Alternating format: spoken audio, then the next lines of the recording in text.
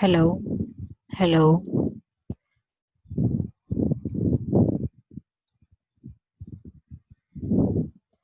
hello everyone. This side Poonam Murover from St. Andrews College of Technology and Management, Farooq Nagar, Gurugram. I'm a faculty member in Electronics and Telecommunication Department. Today I have start with my lecture number series 7, which are came under Unit 2 for the Digital Communication ETC 6th semester student. So in my today lecture, I will cover the topic that is correlative level coding for coding due binary signaling. It means whenever in my previous lecture we discussed about the you can say you can create a distortionless channel with the help of your Nyquist criteria. So according to this, you are came under some disadvantage. So that is a one method for you can say for distortionless channel with Nyquist criteria. This is a one helpful technique which we can provide for proper level coding and due binary signaling. What do you mean by due binary signaling? And due binary signaling means we can use the two input for your correlative level coding. So that's why its name is your correlative levels coding with due binary signaling. So everything and correlative means in which the previous and next sample which are correlate with each other, that concept which will use in your correlative level coding. इसमें क्या होता है कि हमारे इनके जो samples लेंगे उसमें आपका जो जैसे मान लो आपने एक सैंपल की आउटपुट निकाली और उसके बाद उसके नेक्स्ट के आउटपुट निकाल रहे हो, तो नेक्स्ट सैंपल की जो आउटपुट है वो आपके फर्स्ट जो पहले आउटपुट निकाली थी उससे क्या करेगी, कोरिलेट करेगी. Clear. So that's why it's name is correlative level coding. और ड्यू बाइनरी मींस हमेशा जब भी आपको कोई नई आउटपुट प्रोड्यूस करनी होगी, that will B produce with the help of your to inputs. Two input is present at the input side, so that's why its name is correlative level coding with due binary signaling. So I am start with my lecture here. Here we write the correlative code, due binary code or die code. Correlative code and due binary code both are the same thing, but only difference is that what do you mean by correlative? I told earlier कि correlative code में क्या होता है कि जो भी samples हैं वो आपस में क्या करेंगे, लाइक जो कंजक्टिव सैंपल होंगे, सक्सेसिव सैंपल होंगे, वो आपस में कोरिलेट करेंगे. ठीक है. और plus duobinary code, it means always are two binary bit will be present at that input side, so that's why it's due binary code. And other name of the topic is that is die code. Clear. So partial response signaling code, that is a type of your partial response signaling code. According to Nyquist theorem, FB by 2 hertz bandwidth is required for FB. यानी कि अगर आपको आपने LPF filter का response बनाया था जो कि एक रेक्टेंगुलर वेवफॉर्म की फॉर्म में था, तो उस रेक्टेंगुलर वेवफॉर्म की जो लिमिट है that is from your minus F B by two to F by two. So the total length is your F B. Clear.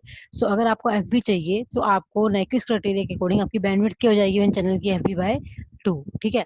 So that will be required for your without ISI distortion, you can say inter symbol interference. Clear. So filter is required but it is not realizable.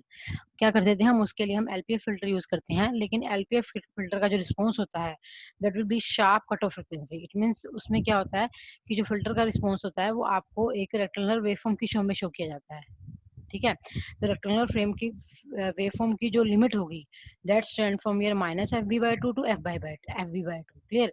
तो जब आप bandwidth निकालोगे तो क्या हो जाएगी, F B by two plus F B by two, total bandwidth क्या आ जाएगी आपकी, एफ बी आ जाएगी. तो अगर आपको एफ बी चाहिए तो आपको हर एक चैनल लाइक उसकी बैंडविड्थ को आप एफ बी बाई टू लेके चलते हो. लेकिन due to short cut off frequency होने के कारण प्रैक्टिकली अगर हमें रिस्पॉन्स भी शार्प कट ऑफ फ्रिक्वेंसी भी चाहिए, that is not possible. Clear.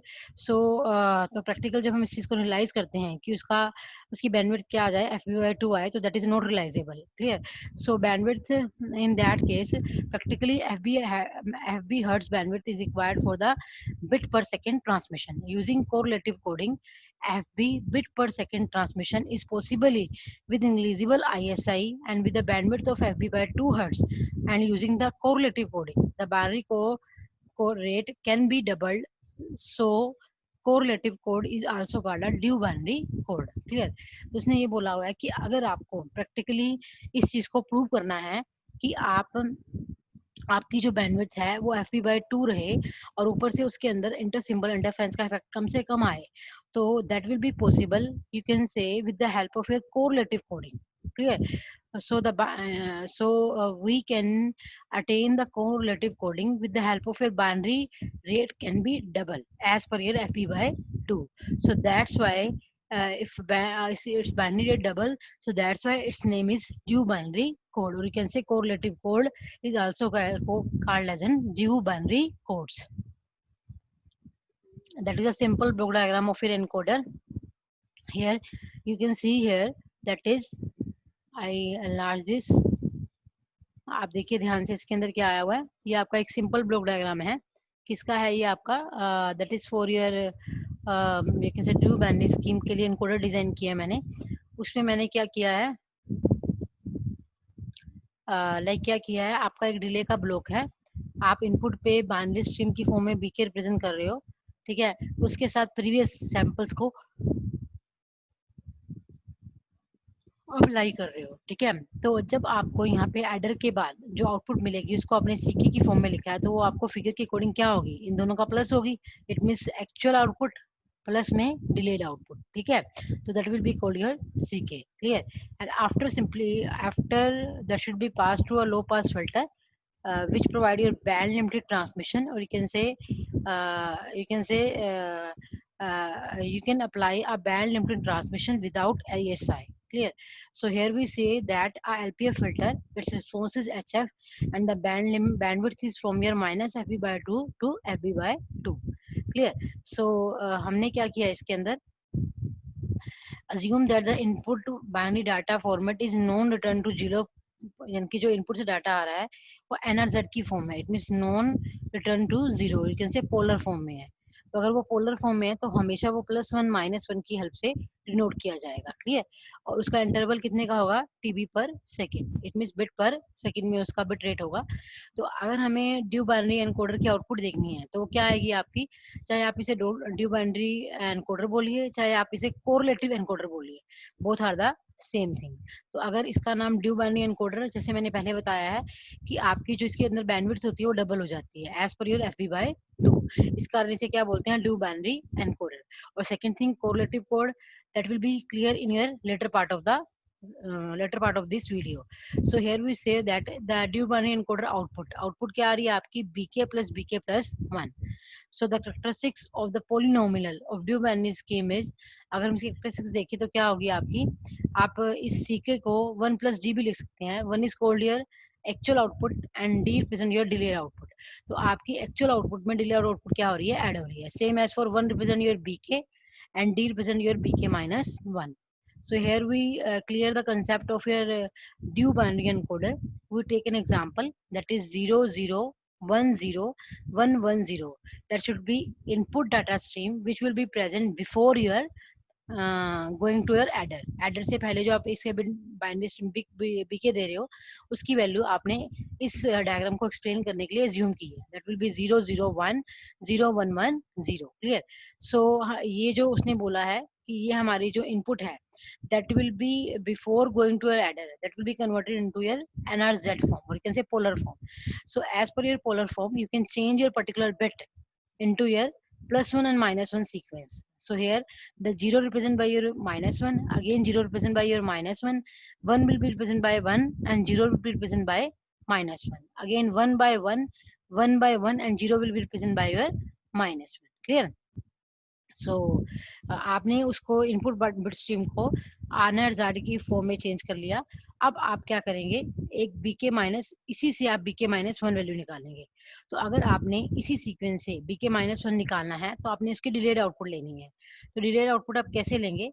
जो फर्स्ट है इसका -1 है, तो आप BK -1 का भी एक बार -1, आप एग्जाम्पल में एक बार -1 मान के चलिए कि वो -1 ही होगा. क्लियर? तो जब आपने इसकी डिलेड आउटपुट लेनी है तो आपकी जो बीके बिट है वो 1 बिट क्या हो जाएगी? शिफ्ट हो जाएगी. क्लियर? Like that.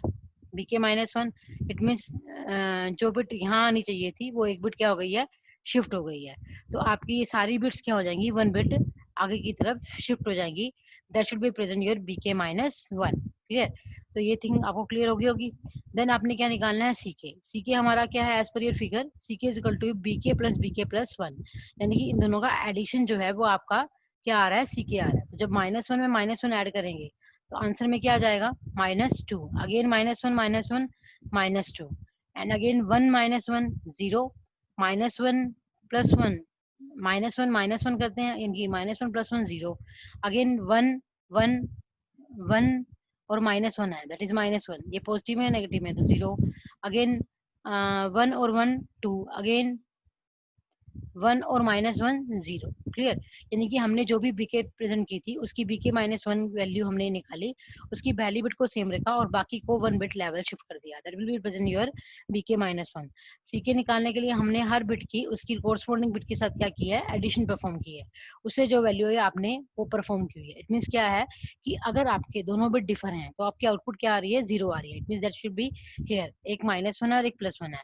अगर दोनों बिट सेम है, that limit value from here +2 to -2. Clear? So that thing remember very carefully. If the both bit are differ, then output will be 0. But when both bit are same, your limit tends to +2 to -2. Clear? So here we can draw the output for your CK. So first corresponding to your data bit 00100 से आपका level, जैसे दोनों bit -2 में आ रहे हैं तो उसका magnitude मैंने -2 की फॉर्म में रखा। देन फिर आगे 3 बार 0 आ रही है, ये 3 बार आपकी 0 आ गई है। फिर 1/2 आ रहा है पॉजिटिव में, वो पॉजिटिव में आ रहा है। फिर उसके बाद फिर 0, देन अगले वाला लेवल क्या हो जाएगा, 0 हो जाएगा। तो मैंने उसी चीज को वेव फॉर्म की फॉर्म में यहाँ शो किया हुआ है। क्लियर? नेक्स्ट क्या है आपका, अगर हम यानी कि जैसे मान लो मैंने हर एक बिट स्ट्रीम की वैल्यू निकालना चाहूँ, क्लियर, तो ध्यान से देखिए, the adjacent duobinary contain one common input bit for C1 and C2।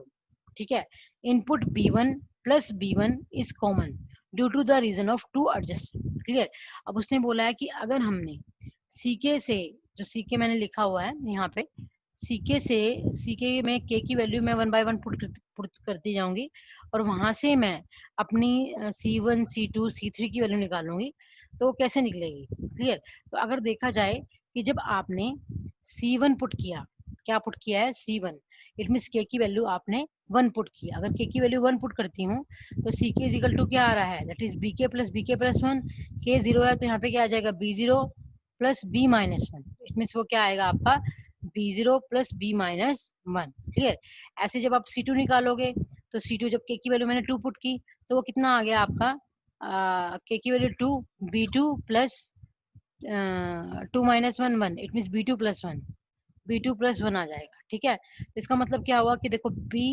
दोनों की जब आपने वैल्यू निकाली उस वैल्यू में, इसमें हम उसका जो है नेगेटिव टर्म नहीं लिया हुआ, only magnitude mention by your B1। Clear, so here we write that is bk minus 1, we can put the bk minus 1, so that is equate the value for 1, b1 plus b1 minus 1 0, it means b1 plus b0 for your k tends to 1, and if k tends to 2 then b2 plus 2 minus 1 b1, b2 plus b1। Clear, तो आपने दोनों value यहाँ निकाल दी। पहले आपने के की value को उस इक्वेशन के अंदर 1 पुट किया, फिर 2 पुट किया, तो देखो इसके अंदर देखो b1 जो है दोनों तरफ क्या कर रहा है, कोरिलेट कर रहा है। ऐसे जब आप C3 निकालोगे तो C3 की वैल्यू क्या आ जाएगी आपकी, जब K की वैल्यू 3 पुट करोगे यहाँ, तो C3 is equal to B3 plus 3 minus 1 2, it mean B3 plus B2। तो अगर मैं यहाँ पे C3 इज इक्वल टू क्या लिखती हूँ, B3 प्लस B2, तो उसमें भी आपका B2 क्या करेगा, नेक्स्ट सक्सेसिव सैंपल से क्या करेगा, कोरिलेट करेगा। इसका मतलब क्या हुआ कि हमारे इसके अंदर जो सैंपल्स हैं आउटपुट पे जो हमें अचीव हो रहे हैं आफ्टर एडर के बाद, वो आपस में एक दूसरे को कोरिलेट कर रहे हैं, so that's why it's name is correlative coding। Clear, so again we can come under the concept of your decoder. You can make a you can say decoder circuit for decoding your you can say correlative coding।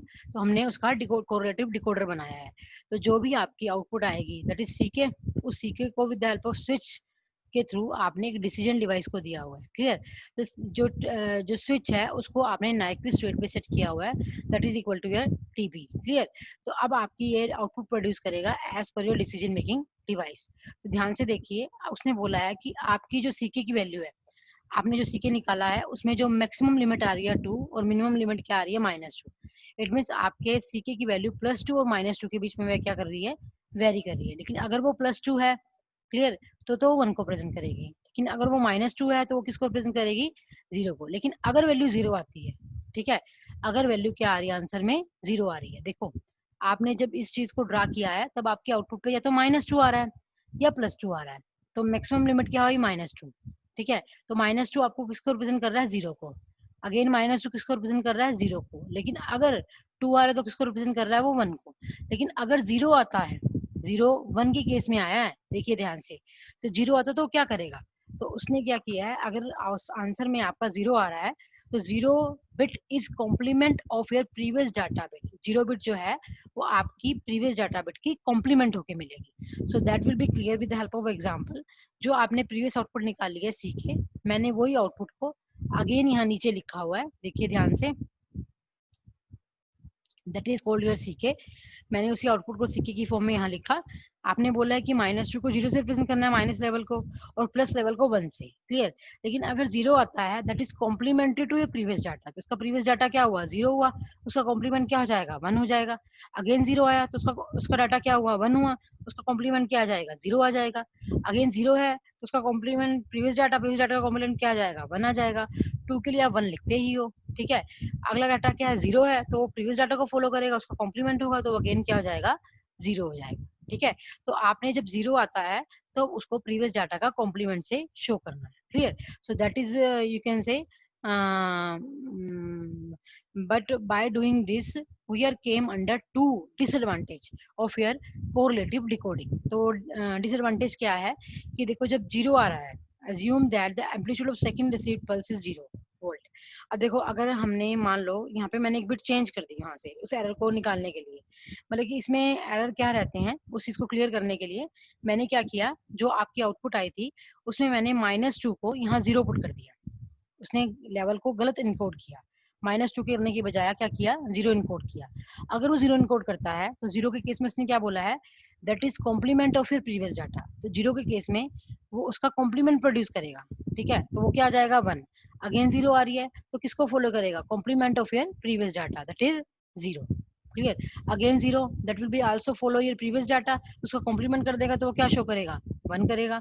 तो आगे 0 आ गया, फिर उसका complement करेगा तो क्या आ जाएगा, 0। It means क्या हुआ, वो जो एरर की एम्बिग्यूटी है वो 3 लेवल तक जाती रही, क्योंकि उसने लेवल यहाँ क्या किया था, गलत इनकोड किया था। तो देखो अगर आपकी एक्चुअल आउटपुट देखी जाए तो क्या आनी चाहिए थी, 001 0110, जो कि क्या आ रही है, 01। तो ये आउटपुट यहाँ पे आपको दोनों में लाइक 0 के गलत प्रिडिक्ट होने की वजह से आपको ये एरर जो है प्रोपेगेट हो रहा है, आपका ये वाला एरर, ठीक है, जो कि लगातार साइमल्टेनियसली 0 आ गए। तो अगर एक पे वो लेवल गलत होता है तो नेक्स्ट वाली बिट पे, क्योंकि 0 ने नेक्स्ट बिट को फॉलो करना है, तो नेक्स्ट बिट भी आपकी रॉन्ग होती जाएगी जब तक आपका पॉजिटिव नेगेटिव लेवल नहीं आ जाता, क्लियर। तो इसका मतलब क्या है कि आपकी एरर क्या हो रहा है, प्रोपेगेट हो रहा है, क्लियर। समझ गए मेरा मतलब, यानी कि आपने यहाँ -2 की बजाय 0 इनकोड किया, ठीक है। जब 0 को आपने क्या किया, डिकोडर की हेल्प से डिकोड किया, तो 0 हमेशा आपकी प्रीवियस बिट को फॉलो करता है। अगर -2 होता तो वो यहाँ उसको 0 प्रेजेंट करता है, लेकिन अब यहाँ पे क्या 0 है तो उसको क्या ले रहा है, वो कॉम्प्लीमेंट ऑफ फिर प्रीवियस डाटा 1 ले रहा है, ठीक है। और ऐसे ही फिर 0 होगा तो अगर अगर ये डाटा गलत है तो नेक्स्ट डाटा भी गलत आएगा, क्योंकि उसने उसको किसको फॉलो करना है, प्रीवियस को फॉलो करना है, ठीक है। ऐसे ही है, तो ये एम्बिग्यूटी तब तक चलती रहेगी जब तक आपका present value with original value से नहीं आ जाती, ठीक है, यानी कि या तो 2 नहीं आ जाती या फिर -2 नहीं आ जाती। तो that thing is called your error propagation। and the second thing is called your polarity inversions, ठीक है। What do you mean by polarity inversions, वही सेम थिंग कि अगर आप लाइक 0 को रिप्रेजेंट करने के लिए, so here we represent your error propagation and polarity inversions। what do you mean by polarity inversions, कि उसकी पोलैरिटी चेंज हो जाना। नेचुरल सी बात है कि आपकी जो पोलैरिटी है वो यहाँ पे क्या थी, -2 थी, तो अब क्या हो गई है, 0 हो गई है, क्लियर, ठीक है। तो हम इन दोनों एरर को रिमूव करने के लिए error propagation and polarity inversions error can be avoided using differential encoder before due to binary encoder, here the differential encoder is called here precoder. तो हम क्या करेंगे कि इसको दूर करने के लिए हम स्टार्टिंग की में एक स्टेज ऐड करेंगे जिसको उसने बोला है प्री कोडर। ठीक है, तो हम प्री कोडर ऐड कर देंगे जिससे आपका ये दोनों एरर जो है पोलैरिटी इन्वर्जन एरर्स, ये दोनों एरर आपके क्या हो जाएंगे, रिमूव हो जाएंगे।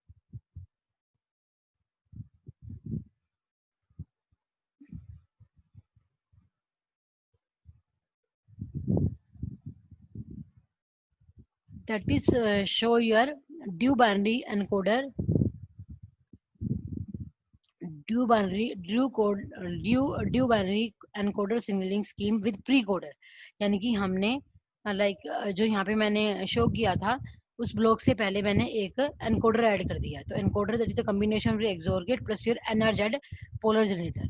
बाकी देखो सेम का सेम है, वैसे डिले यूज किया, फिर प्लस साइन यूज किया, फिर आपने कैल्पी फिल्टर लगा रखा है। तो आपने अपने एनकोडर के अंदर एक स्टेज ये वाली ऐड की है जिसको उसने क्या बोला है, प्री कोडर बोला है। तो प्री कोडर आपका एक एक्सोर गेट का, एक डिले का और एक नॉन रिटर्न टू जीरो से पोलर जनरेटर का एक ब्लॉक आपने ऐड किया है। इन तीनों ब्लॉक के ऐड होने से आपकी वो बिट पहले क्या होगी, प्री कोड होगी। इससे आपका जो एरर है you can say in polarity inversion error, और second thing is called here error propagation, that will be remove. Clear? So ये कैसे रिमूव हुआ अब देखते हैं इसके अंदर क्या हुआ है।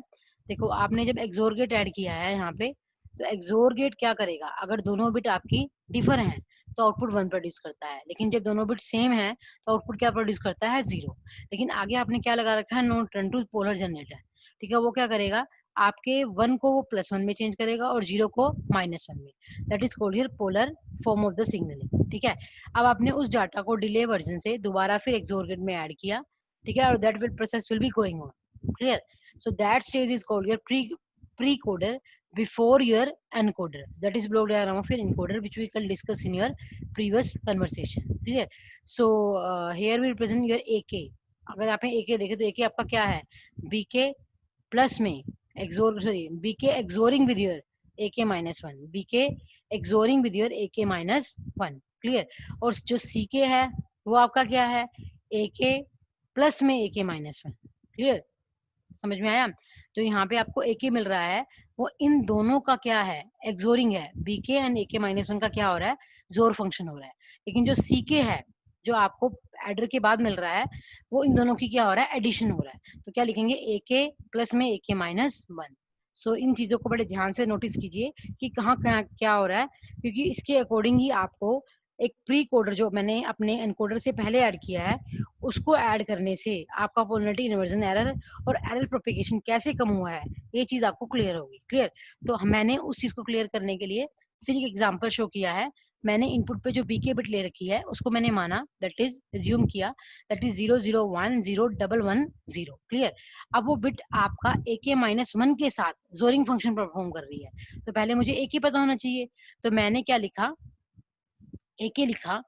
तो AK हमारी क्या है, AK निकालने के लिए आप क्या करेंगे, आपका AK वैसे एक्चुअल में क्या आ रहा है, इन दोनों का एडिशन आ रहा है। ठीक है, तो हमारी AK-1 बिट एज्यूम करनी पड़ेगी।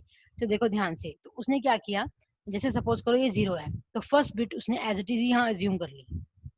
क्लियर? अब अगर वो बिट आपने क्या किया है, एज इट इज यहाँ एज्यूम की है। क्लियर?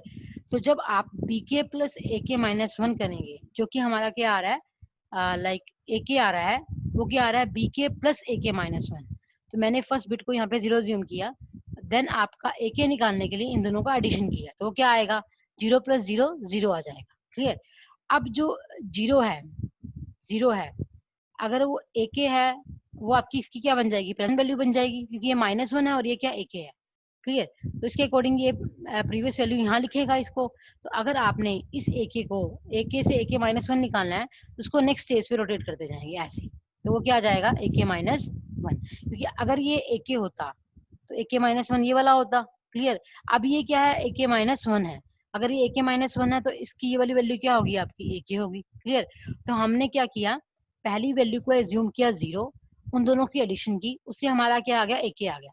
अब अगर AK से आपने AK-1 निकालना है तो वो 1 बिट क्या होगी, प्रीवियस होगी। तो प्रीवियस बिट क्या है, इससे पहले वाली बिट, वो क्या है, 0।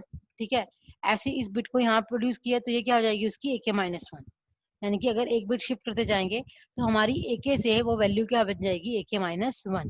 अब हमारा AK क्या आ रहा है, इन दोनों का जोरिंग, इन दोनों की क्या आ रही है, जोरिंग आ रही है, BK और AK-1।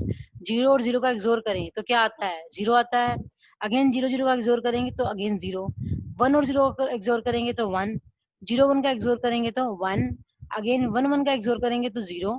1 0 का एक्सोर करेंगे तो 1 एंड 0 1 का एक्सोर करेंगे तो 1। इट मीन्स जहां बिट डिफर है वहां आउटपुट 1, और जहां बिट डिफर नहीं है वहां आउटपुट क्या आ जाएगी, आपकी 0 आ जाएगी।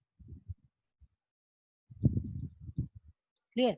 अब क्या करेंगे आप, अब आपने जो आपने AK निकाला है उसको वोल्टेज लेवल में कन्वर्ट कर लिया, यानी कि अगर तो वो 0 है तो -1 की फॉर्म में लाइक बिहेव करेंगे, अगर वो 0 है तो -1, अगर 1 है तो 1। तो मैंने उसको +1 और -1 की हेल्प से NRZ इनकी पोलर फॉर्म में उसको चेंज कर लिया, यानी कि +1 और -1 की फॉर्म में। क्लियर। तो अब हमने क्या निकालना है, अब यहाँ पे हमारा जो मिला है वो हमें क्या मिला है, AK मिला है। अगर AK से क्या निकालना है अब, AK-1, क्योंकि उसी में वो वैल्यू क्या होगी आपकी, ऐड हो रही है AK-1 में। क्लियर। तो मैंने क्या किया, AK आपका ये वाला आ गया, ठीक है। अगर AK से AK-1 निकालना है तो कैसे निकालेंगे बोलिए, AK से AK-1 निकालना है तो वही वैल्यू आपकी क्या करेगी, रोटेट करेगी। आपने फर्स्ट वैल्यू को सेम माना, ठीक है। ये -1 फर्स्ट वैल्यू जो है वो आपकी से AK आ गई है, AK से AK-1 निकालना है आपने, ठीक है। तो क्या करेंगे आप,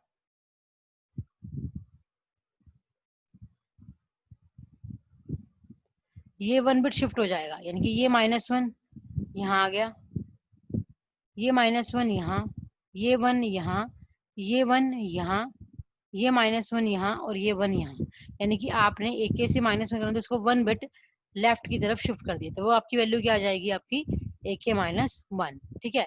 अब CK क्या आ रहा है, AK और AK-1 का एडिशन आ रहा है, तो -1 -1 -2 -1 -1 -2 1 -1 0 1 1 2 -1 -1 0 1 -1 0 1 और 1 2 आ गया। क्लियर।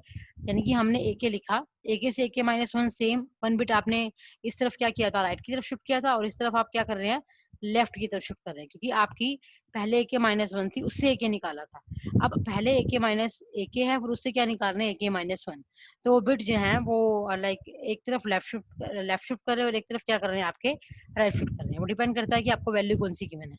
अब अगर आप CK की आउटपुट निकालेंगे तो वही सेम, पहले -2 दो बार, देन 0, देन अगेन क्या है 2, अगेन दो बार 0, देन अगेन 2।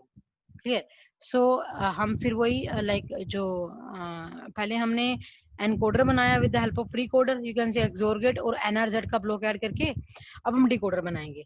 तो डिकोडर में क्या होगा, जो आपके एनकोडर की आउटपुट आई है उसको वही सेम डिसीजन मेकिंग डिवाइस को देंगे। इट मींस वो इस टाइम में जो डिकोडर है वो आपके प्री कोडर को फॉलो कर रहा है, यानी कि आपने जो प्री कोडर की आउटपुट निकाली है, precoder in the case of encoder, उसी आउटपुट को आपने डिकोडर की इनपुट बनाया है। क्लियर। तो क्या होगा आपका, अब प्रीकोडर जो है वो क्या कर रहा है, देखा जाए तो लाइक प्रीकोडर जो है, प्रीकोडर की आउटपुट में जो CK है, अगर यहाँ प्रीकोडर होता तो आपकी आउटपुट क्या आ रही है, CK की फॉर्म में आ रही है। ठीक है। अब जो CK है वो क्या कर रहा है, CK क्या है आपका, ध्यान से AK plus AK-1।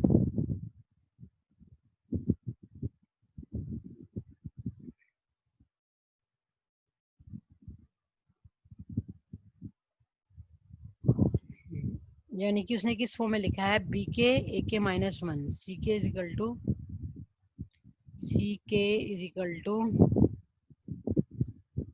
BK, CK क्या लिख रहा है वो, BK प्लस AK-1। तो यहाँ से क्या आ जाएगा, CK BK और यहाँ से क्या आ रहा है, AK आ रहा है, उसको मिला के आपका CK बन रहा है। इट मीन्स इनपुट स्ट्रीम आ रही है आपकी BK। तो अगर मैं इस ब्लॉक को रिमूव कर दूं, ठीक है, तो जो CK है वो किसको फॉलो करेगा, BK एंड AK-1 को। तो इन दोनों का क्या होके मिलेगा, अगर प्री कोडर लगा हुआ, किस में लगा हुआ है आपका लाइक डिकोडर में, तो इन दोनों का क्या होके मिलेगा, BK XORing with your AK-1।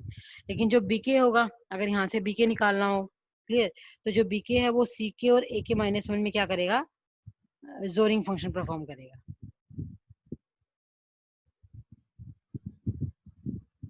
लेकिन हमें इट मीन्स लाइक CK जो है वो ए बी, थर्ड केस आ गया, बी ए, बी के क्या है,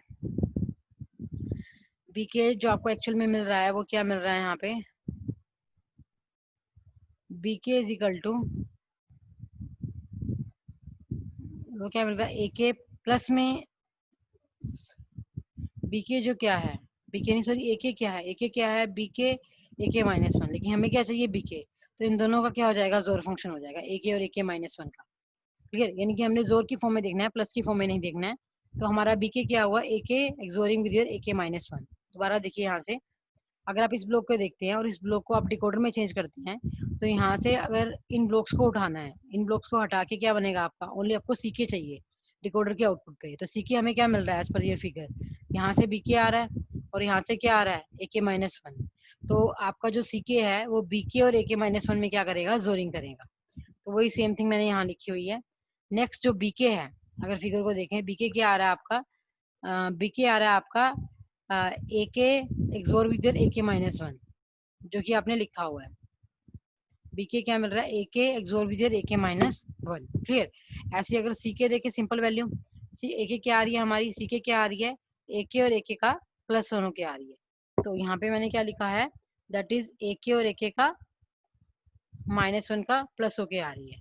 अब इस केस में क्या होगा कि अगर अगर आपका ए के और ए के माइनस वन इक्वल नहीं है, ए के और ए के माइनस वन इक्वल नहीं है, तो क्या आएगा आपका, सी के जीरो आएगा। क्लियर, क्योंकि अगर आपका ए के और ए के माइनस वन इक्वल नहीं है, नहीं होने पर, तो इसका मतलब वो सेम इक्वल नहीं है, इक्वल नहीं है तो जीरो जीरो नहीं है, तो आउटपुट पे क्या आएगा आपका, वन आएगा। यानी कि अगर इक्वल नहीं है दोनों, जीरो जीरो नहीं है या वन वन नहीं है, तो सीके क्या आएगी आपकी, जीरो आएगी इक्वल ना होने पर। ठीक है, और बीके क्या रिप्रेजेंट करेगा, उस टाइम में बीके क्या आ जाएगा, लाइक अगर सीके जीरो है, सीके जीरो है अगर दोनों आउटपुट आपके इक्वल नहीं है। क्लियर, यानी कि ए के और ए के माइनस वन इक्वल नहीं है, तो सीके क्या आ रहा है आपका,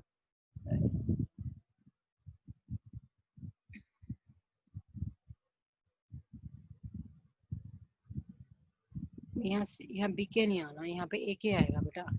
सी के जो है वो आपका यहाँ से ए के और यहाँ से ए के माइनस वन, ये दोनों की जोरिंग होके मिलेगी।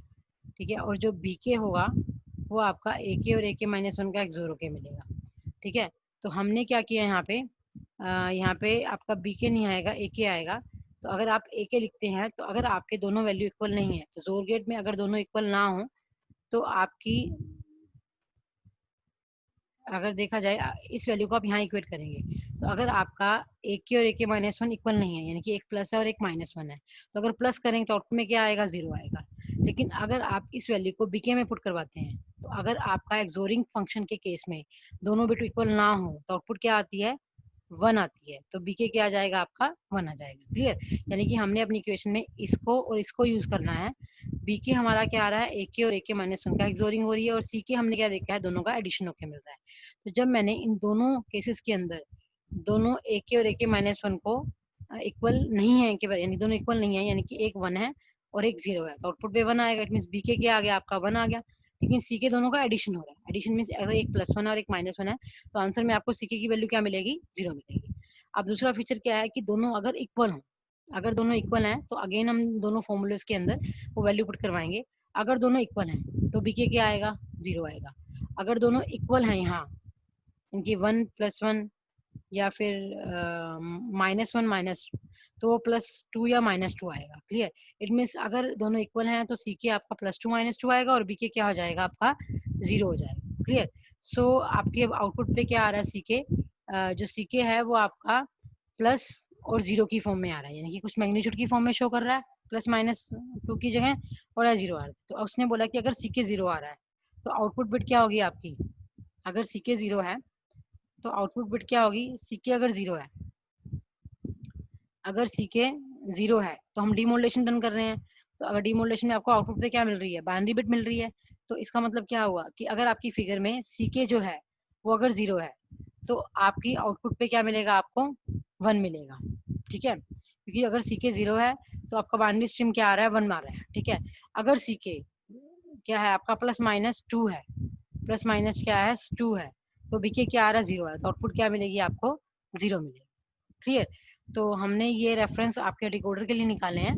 अब आप उसी फीचर्स को यहाँ पे दोबारा डिनोट करेंगे जो आपकी आउटपुट आई थी -2 -2 0 2, तो अगेन -2 को किससे प्रेजेंट किया 0 से, -2 को अगेन 0 से, 0 को हमने सिंपली एज पर इंडिपेंडेंसी 0 जो है वो आपके प्रीवियस को फॉलो कर रहा था, वो 1 आ जाएगा। Again 2 will present by 0, 0 previous को फॉलो करेगा तो 1। ठीक है, अब ये 0 है वो प्रीवियस को फॉलो करेगा, यानी कि उसने बस सिंपली इसका इन्वर्जन लिया, not follow your previous bit here. It means अगर -2 आ रहे हैं तो वो 0 शो किए जाएंगे। अगर प्लस में वैल्यू आ रही है,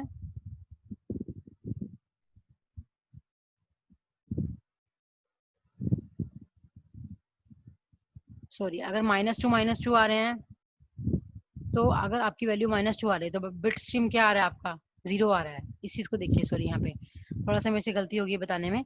आपका अगर आउटपुट पे +2 -2 की फॉर्म में आउटपुट आ रही है तो उसको आप 0 से रिप्रेजेंट करोगे आउटपुट पे, ये डिकोडर है। तो -2 पे 0। और अगर आपका सी के 0 आ रहा है, अगर सी के 0 है फ्रॉम प्रीवियस कैलकुलेशन, अगर सी के 0 है तो बी के क्या आ रहा है 1 आ रहा है। तो ये देखो, इसका मतलब क्या हुआ, इस केस के अंदर आपने उस चीज को प्रूव किया, उससे आपका जो एरर प्रोपेगेशन था और that will be occur due to one follow your previous bit और पोलरिटी इन्वर्जंस, वो दोनों एरर यहाँ पे क्या हो गए हैं आपके, रिमूव हो गए हैं। सो that is advantage of adding your pre coder at your input stage of your encoder. Clear. So that phenomenon is very much important for you, or as per the exam point of view. Here we again you can calculate the transfer function of dual banding conversion filter for the analysis of your bandwidth. तो bandwidth निकालने के लिए अब हम क्या करेंगे, उसका transfer function निकालेंगे। तो मैंने क्या लिया, एक transfer function due binary encode का H1 F से शो किया है। तो आपने इनपुट पे क्या दिया है, बीके दिया है, लेकिन जो आपको एके मिल रही है वो क्या मिल रही थी, बीके प्लस में बीके -1। क्लियर। ठीक है, तो अब आप क्या करेंगे, इन दोनों का फोरियर ट्रांसफॉर्म लेंगे। तो बीके का जब फोरियर ट्रांसफॉर्म लेते हैं तो क्या आता है, बीएफ का हमने इनपुट और आउटपुट पे क्या किया है, फोरियर ट्रांसफॉर्म लिया है। ठीक है, तो बीके का फोरियर ट्रांसफॉर्म क्या होगा, बीएफ होगा, और बीके -1 का क्या होगा, अगेन BF -1 डिलेड हो रहा है, that is impulse function that will present by your -j2 pi f tb। Clear. Again आपने अगर ट्रांसफॉर्म निकालना हो तो आउटपुट बटे इनपुट, आउटपुट ft बाय में input ft for your transform. ठीक है, अगेन यू कैन आउटपुट क्या है आपका, अगर इसका फॉर ट्रांसफॉर्म करोगे that will present by your bf, again bk -1 by the impulse response Fourier transform bf e raised to power -j2 pi f tb by में input ft क्या है, bk का क्या होगा ft bf। क्लियर। तो हमने क्या किया, अब ऊपर नीचे bf से डिवाइड किया, तो डिवाइड करने पर ये थिंग क्या हो गई है आपकी 1 हो गई है, क्योंकि ये सारे के अंडर bf है। तो ये 1 प्लस क्या आ जाएगा, e raised to power -j2 pi f tb। अब हमें पता है कि जो 1 है वो किसको डिनोट करता है, e raised to power theta plus e raised to power minus theta. तो हमने इस टर्म को e raised to power j2 pi f tb and e raised to power -j2 pi f tb में save कर लिया 1 की जगह। ठीक है, एज पर your e raised to power theta and e raised to power minus theta. ठीक है, अगेन उसको हमने 2 से मल्टीप्लाई किया एंड 2 से डिवाइड किया, जो कि किसका फॉर्मूला बनता है इससे, that is 2 cos pi f tb into में क्या आ जाएगा आपका e raised to power -j2 f tb। Clear. तो अब इसमें क्या होगा आपका +1 और e raised to power, ये चीजें सारी आपकी कैंसिल हो जाएंगी, तो ओनली क्या बचेगा आपका 2 cos pi f tb। Clear. तो अगर आप अगर जो एज पर द नेक्विस्ट क्राइटेरिया, आपका अगर जो फिल्टर का रिस्पॉन्स है, आपने जो फिल्टर लगाया है उसका रिस्पॉन्स अगर टीबी है, तो उसका मतलब क्या हुआ कि वो उसकी लिमिट क्या होगी, FB/2 से लेकर FB/2, और इसके अलावा वो क्या हो जाएगी आपकी 0 हो जाएगी। Clear. So again we can use the आप ये बोलोगे कि आपके एनकोडर साइड पे 2 फिल्टर यूज हुए थे। एक एक था आपका ड्यू बाइनरी फिल्टर जिसको आपने कोरिलेटिव फिल्टर बोला था। ठीक है, और दूसरा आपका क्या है, नाइक्विस्ट फिल्टर। तो जो टोटल रिस्पॉन्स होगा एज पर एनकोडर साइड, वो क्या होगा आपका ड्यू बाइनरी फिल्टर प्लस में नाइक्विस्ट फिल्टर, इन दोनों का रिस्पॉन्स होगा। क्लियर। तो अगर मैं 2 ट्रांसफर फंक्शन का मैंने रिस्पॉन्स लिया है, तो उसको मैं रिप्रेजेंट करूंगी बाय योर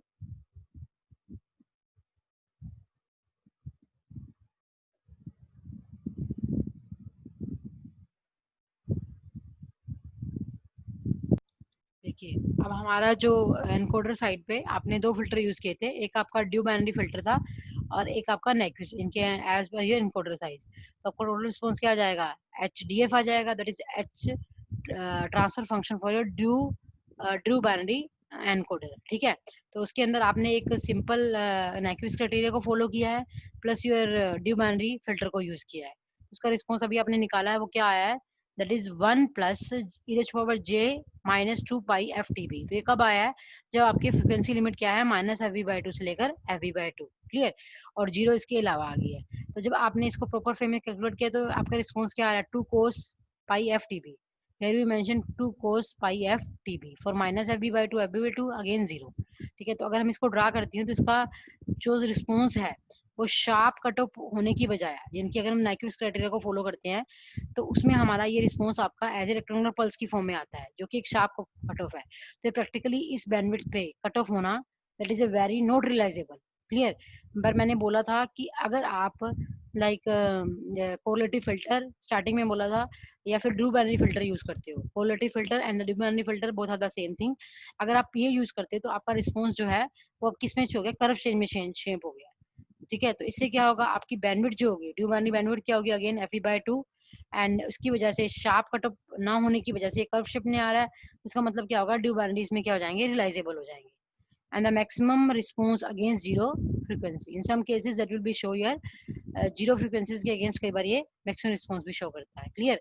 तो इसका जो रिस्पॉन्स आपने वेरी कर दिया, उस रिस्पॉन्स के वेरी होने की वजह से क्या हुआ कि आपका जो सिग्नल है वो प्रैक्टिकली इंफॉर्मेशन, प्रैक्टिकली वो क्या हो गया, आपका रियलाइजेबल हो गया, clear. So that is the main advantage of your duobinary signalling plus your correlative coding.